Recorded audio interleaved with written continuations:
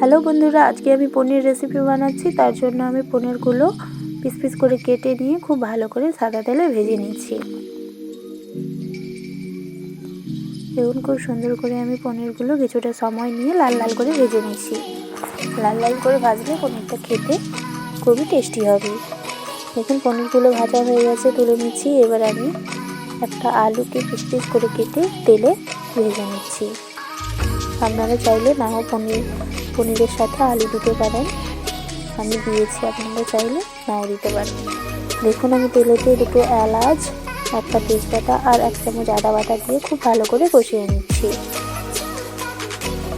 দেখুন আমি দিয়ে দিলাম 1 চামচ কোচানো কাঁচা লঙ্কা, 1 চামচ হলুদ গুঁড়ো, 1 চামচ লঙ্কা গুঁড়ো আর স্বাদ মতো লবণ দিয়ে আমি আবার তেলে খুব ভালো করে কষিয়ে নিচ্ছি।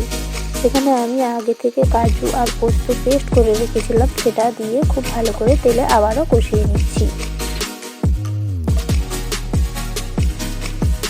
দেখুন এবার আমি দিয়ে দিচ্ছি পরিমাণ মতো ধনিয়া গুঁড়ো আর জিরে গুঁড়ো দিয়ে খুব ভালোভাবে আবারও কষিয়ে নিচ্ছি।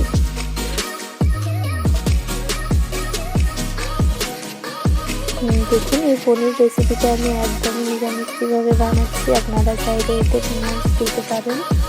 আমি একদমই নিরামিষভাবে পনিরটা বানাচ্ছি। দেখুন পনিরগুলো ভেজে আমি একটা পাত্রে জলে ভিজিয়ে রেখেছিলাম। পনির থেকে যে জলটা বেরিয়েছে, জল নিচড়ে আমি সাইডে তুলে রাখছি। দেখুন এটাতে খুব ভালো করে আমার মশলাটা কষানো হয়ে গেছে। আবার একটু নাড়িয়ে চাড়িয়ে পরিমাণ মতো জল দিয়ে দিচ্ছি।